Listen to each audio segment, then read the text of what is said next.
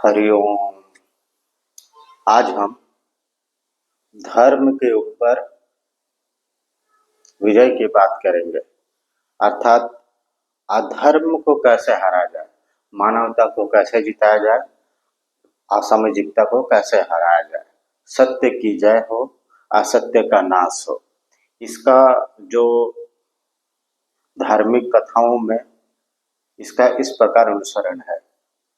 जो सतयुग जब हुआ था इस दुनिया में, तो सतयुग जो में कई सारे जो असुर थे उनको विष्णु के अवतारों ने मारा। जैसे मधु केटक को हिरण्याक्ष, हिरण्यकश्यपु और रावण, कुंभकर्ण और शिशुपाल और दंतवक्र। और ये सब अंतिम में जिनकी जो मृत्यु है, ये एक ही असुर थे, मधु केटक। इनका जो मृत्यु हुआ तो इसके बाद ये जय विजय पार्षद बन गए विष्णु भगवान के। और उसी प्रकार शंकर भगवान जो थे, शिव भगवान जो हैं, वे उनके क्रोध से भस्मासुर उत्पन्न हुआ, जलंधर उत्पन्न हुआ, अंधकासुर उत्पन्न हुआ। महिषासुर जैसे राक्षसों को भी देवी देवता जो शिव के अवतार लोग हैं, दुर्गा के अवतार हैं, और इनको खत्म किया असुरों का। और राम ने भी खत्म किया। और गणेश भगवान ने असुरों को मारा, तो इंद्र भगवान ने भी मारा। तो इस प्रकार हिंदू धर्म के सभी देवी देवताओं ने सतयुग, त्रेतायुग, द्वापर युग, कलयुग के में सभी असुरों को समाप्त कर दिया, असुर और राक्षसों को। तो इनकी जब मृत्यु जब हुई तो ये सभी मोक्ष को प्राप्त कर लिए, ईश्वर के चरणों में समा गए, शिव में, त्रिदेव में, किसी में भी। लेकिन फिर कलयुग जो हुआ, ब्रह्मा के पेट से उत्पन्न हुआ था अधर्म, उसका जो पुत्र था पाप, और फिर पाप का जो पुत्र हुआ कलयुग हुआ, जैसे कलि पुरुष भी कहते हैं।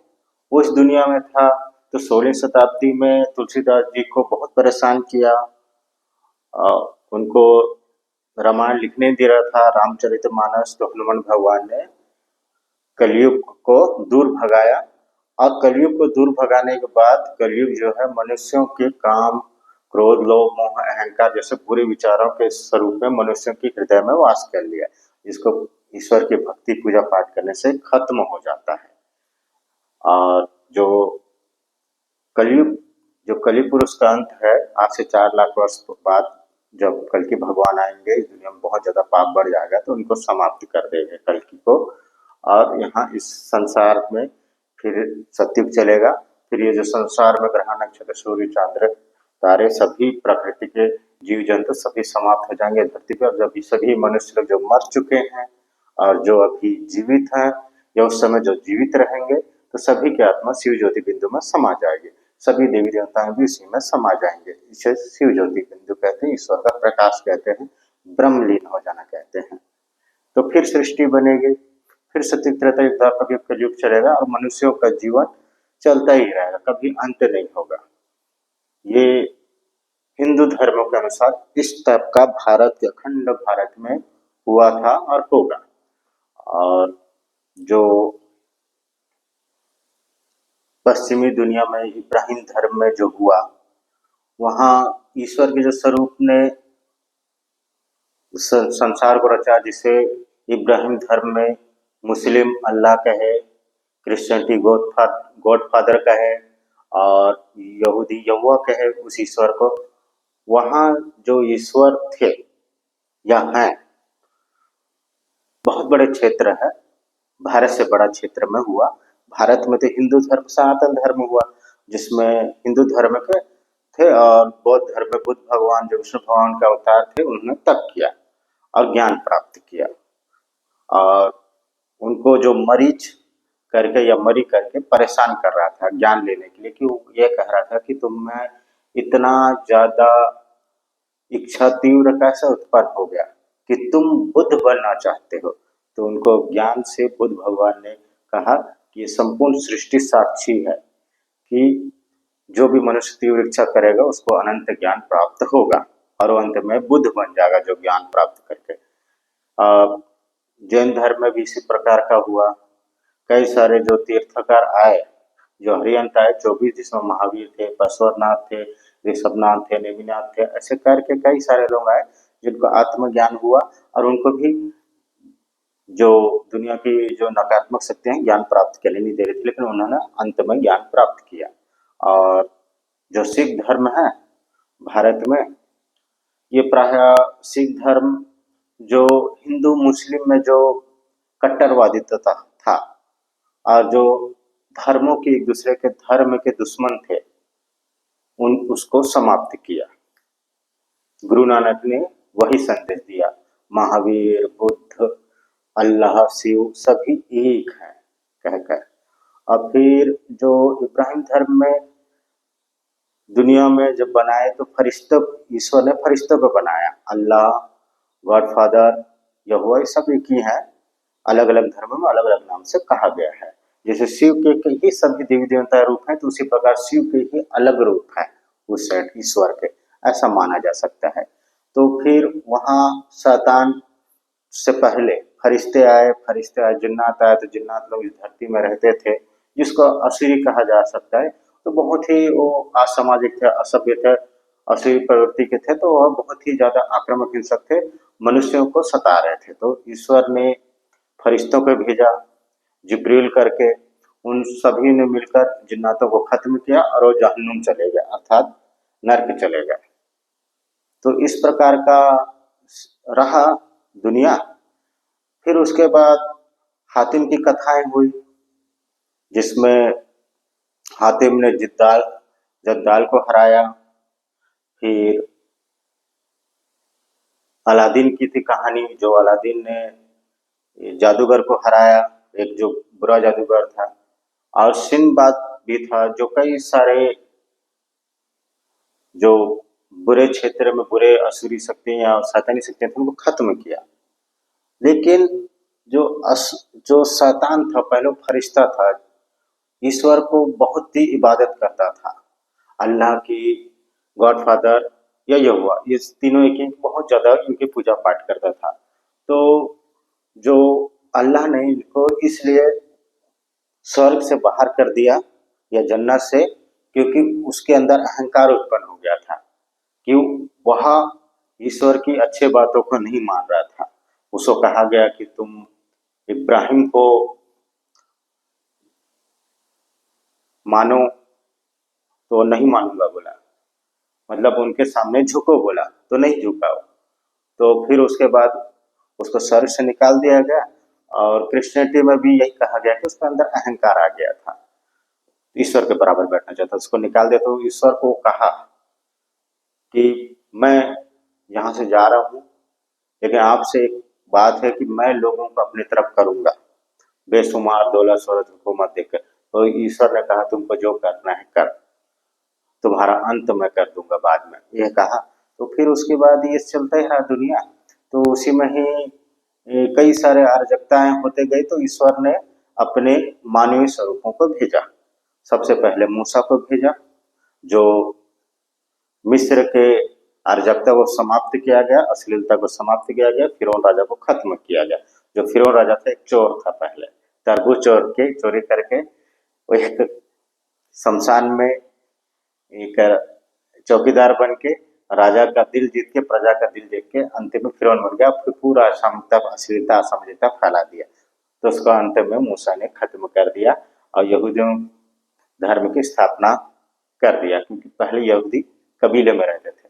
फिर आया क्रिश्चियनिटी में रोमन, यूनानी, वाइकिंग, सुमेरी सभ्यता, बेबीलोन सभ्यता, ये यहाँ बहुत मेसोपोटामिया सभ्यता, यहाँ बहुत सारे लोग जो राजा लोग थे, अलग अलग देवी देवता को पूजा पाठ कर रहे थे और बहुत ही ज्यादा क्रूर हो गए थे। तो ईश्वर का जो स्वरूप है, जिसको पुत्र कहा गया, यीशु आए और उस अराजकता को समाप्त किया। उसके 12 शिष्य ने पूरे दुनिया में गए, चीन में भी गए, भारत में सेम थॉमस आया। और ये जो क्षेत्र था, ये सऊदी अरब के और इराक, ईरान, इजराइल के आसपास क्षेत्र में हुआ। तो यहाँ ये घटनाएं हुई। तो फिर ये सभी लोग ने अपने जो सभ्यताओं को छोड़कर क्रिश्चियनिटी अपना लिए, राजा लोग, जैसे भारत में यूनानी राजा आया था अलेक्जेंडर, जिसको सिकंदर बोलते हैं, उस समय क्रिश्चियनिटी धर्म सिर्फ एक कबीले में थी। और फिर उसके बाद सऊदी अरब के जो क्षेत्र में भूत प्रेतों की पूजा किया जा रहा था, तो शैतान के जो नुमाइंदे हैं उनकी पूजा किए जा रहे थे मूर्ति बनाकर। तो उन कबीलों को खत्म किया गया 360 में, जो काबा में था। तो वहां उनको समाप्त करने के बाद जो शैतान की जो पत्नी थी, वो थी ग्रीस मिथक है, वहां लिलित करके थी, तो चुड़ैल थी। उससे जब विवाह हुआ तो उसके 3 बेटी हैं, जन्नत में जो जन्नत से जिसको निकाल दिया गया था शैतान लूसीफर, उसी को ही इब्लीस बोलते हैं, वही शैतान हुआ। तो वहाँ उसकी जो जीवन साथी थी चुड़ैल थी या पत्नी थी, तो उसके 3 बेटियां थे, लत, पूजा, मन्नत, जिनके मंदिर काबा के आसपास बनाए गए थे। तो मोहम्मद साहब ने उनको भी तोड़ा, क्योंकि चुड़ैल की बेटियां थे तो चुड़ैली टाइप का हरकत करते थे, लोगों को परेशान करते थे, जादू दिखाते थे। तो फिर यही तो वहीं से एक जो मन्नत का जो मूर्ति है, वो सोमनाथ मंदिर में लाके छुपा दिया गया था।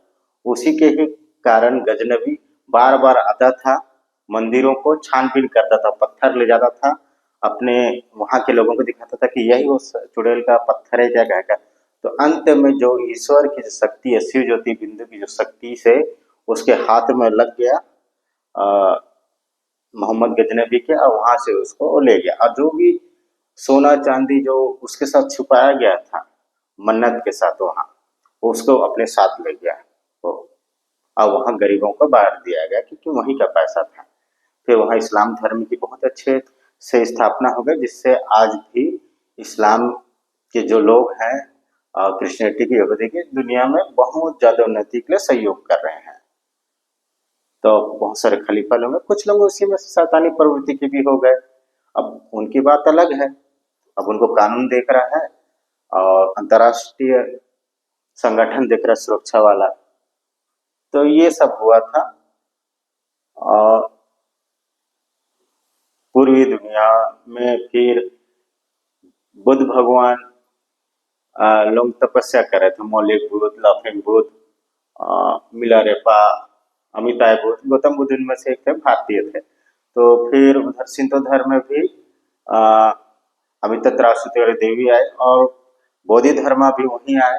जो जैन धर्म की उत्पत्ति की, जैन भारत में, जैन वो वहाँ है चीन में। फिर लियो तासो आए, जिन्होंने ताओ धर्म को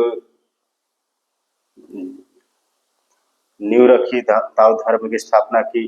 कन्फ्यूशियस जो महात्मा थे, कन्फ्यूशियस धर्म की स्थापना की। ये जो कबीले थे बाद में उनके धर्म की स्थापना कर दी।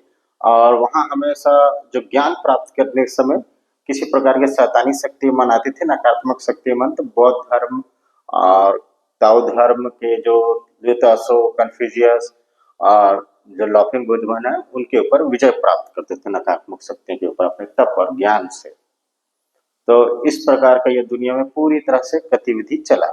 और तो जो लोग को नहीं समझ में आया ना इस दुनिया में, वो दूसरे धर्म को कल्पना सोचे या शैतान की पूजा सोच रहे हैं। लेकिन जिनको ये ज्ञान है कि धर्म की ही जीत होगी, तो वह होके ही रहेगी। और जो शैतान का जो अंत होगा, जो शैतान का जिसका अंत होगा, उसका इस प्रकार का वर्णन है कि उसको, शैतान को अंतिम में जब कयामत आएगा तो 80,000 भी फरिश्ते उसको हिला नहीं सकेंगे। जब अल्लाह के सामने या ईश्वर के सामने उसको बैठाया जाएगा कुर्सी में या तख्त में, सिंहासन में, तो उसको आग की दरिया में फेंकने को कहा गया, तो कोई फरिश्ते से कुर्सी को हिला भी नहीं सका। और सिर्फ ईश्वर है, यहोवा, गॉडफादर या अल्लाह या यीशु भी कहे, गॉडफादर ही यीशु है। ऐसा है कि तीनों एक ही है, पवित्र आत्मा, गॉडफादर और यीशु। तो उसको अंतिम में आग में ढकेल देते एक उंगली से, शैतान इतना शक्तिशाली, और शैतान है मनुष्यों के बुरे विचारों में है और दिल में है, जो फुसफुसाता है। मतलब कभी कभी लोगों को ऐसा लगता है कि मेरे अंदर से कुछ और विचारें उत्पन्न हो रही है। जैसे खुद का हृदय या अंतर्मन नियंत्रण में रहे तो वहां से एक और विचार आते हैं। विचार बोलने से किसी को मारने का, या खुद डर जाना कि मैं मर जाऊंगा, या किसी हर मनुष्यों के प्रति काम उत्तेजना हो जाता है, या किसी प्रकार का बहुत ज्यादा क्रोध उत्पन्न हो जाता है, तो हृदय में या आत्महत्या करने की कोशिश, या किसी की हत्या करने की कोशिश, या जितने भी ठग चोर डकैत है, नशेड़ी जुआड़ी व्यभिचारी, ये सब शैतान उनके अंतर्मन को कब्जा कर लिया, ऐसा मत है, और वहां से उनको प्रेरित कर रहा है। तो अगर ईश्वर की मनुष्य बहुत ज्यादा भक्ति करे, अपने ही धर्म के और मंत्रों को सुने, किसी भी साधन से सुने या पढ़े, तो रोज ऐसा करने से कुछ समय जो अंतर मन से जो विचारे मन है नकारात्मक, वो खत्म हो जाते हैं। इसी को ही जिहादी होना कहते हैं, और इसी को ही ब्रह्मलीन होना कहते हैं, इसी को ही स्वर्ग प्राप्ति कहते हैं। और जो आदिवासी देवी देवता है पूरे दुनिया में ईश्वर के जो स्वरूप है, आदिवासी देवी देवताओं के रूप में इस धरती में उत्पन्न भी है और हैं भी। वो आसपास के जो भी क्षेत्र में नकारात्मक शक्तियां मन है, भूत प्रेत पिशाच, इन सबको शांत करते हैं। ऐसा पूरी तरह से लोक मिथक मन है, और ऐसा लोगों की मान्यता है, और ऐसा अभी भी हो रहा है और पहले भी हुआ था। तो धर्म में की जय होगी, अंतिम में अधर्म हारेगा, सत्य की जीत होगी, असत्य का अंत होगा। और ये जब दुनिया खत्म होगा तब ऐसा होगा, मनुष्य को अपने जो भीतर के जो भी बुरे विचार हैं, जो काम है, कईयों के प्रति प्रति काम उत्तेजित होना, बिना बातों के गुस्सा होना, बेशुमार दौलत शोहरत हुकूमत के लिए प्रयास करना, और जो जीव जंतु और लोगों के प्रति, जो बुरे लोगों के प्रति जो मोह है, उसको समाप्त करना है। और घमंड, पद पैसा नाम प्राप्त करके या लोगों की प्रशंसा प्राप्त करके प्रशंसक बढ़ने जाने से घमंड नहीं करने, सबको ईश्वर के भक्ति में कर कर अपना अंत कर देना है, अपने बुरे विचारों का। हिंदू हो तो हिंदू में किसी भी देवी देवताओं को, अब मुस्लिम हो तो जो नबी हैं, पैगंबर है, मसीहा है, अल्लाह है, उनकी इबादत करें। और जो क्रिश्चियनिटी है, और जो होली ट्रिनिटी या मरियम, और यहूदी यहोवा का, और सिख हैं तो गुरुओं का, जैन है तो हरियंतों का, और बौद्ध है तो बुद्ध भगवान का। इस प्रकार का उनका अनुसरण करके, उनका प्रार्थना करके अपने भीतर का खत्म कर देना है अपनी बुराई का। अब मनुष्य को बुद्धिमान, विवेकशील, चतुर, चालाक, षड्यंत्रकारी और कल्पनाशील होकर इस दुनिया में सुखपूर्वक जीना है, सजग हो जाना है।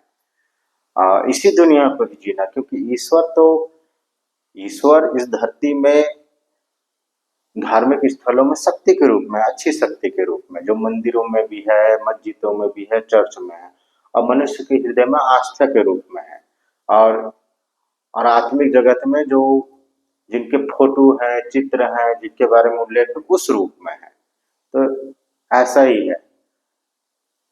तो इस कुछ लोगों का कहना है कि ईश्वर है तो ये पाप क्यों हो रहा है। तो ईश्वर जो है आत्मिक जगत में हो, मनुष्य के जीवन में कोई हस्तक्षेप नहीं करता, क्योंकि वह सिर्फ मनुष्यों के जो जो धार्मिक मनुष्य हैं, जो अच्छे मनुष्य हैं, उनको किसी प्रकार का तकलीफ होता है तो उनको अनंत ज्ञान उनके हृदय में आके दे देता है। कभी कभी वो सुपर पावर के रूप में भी आ जाता है, क्योंकि लोग आग से छलांग लगा ले रहे हैं, बड़े से खाई को पार कर ले रहे हैं, तो उस प्रकार का उनका जीवन बचाता है, आत्मरक्षा बोलते हैं जिसको। तो ये सब है, ईश्वर के पूर्ण समर्पित हो जाना ही मोक्ष प्राप्त कर लेना है इस जीते जी। और फिर ईश्वर को जानकर राजनीति, व्यापार, कृषि, नौकरी या कला क्षेत्र या खेल जगत या किसी भी प्रकार का काम करके जीवन जीना है, चाहे वो विवाह करे या अविवाहित रहे, या कुछ लोग धार्मिक ग्रुप भी बन सकते हैं।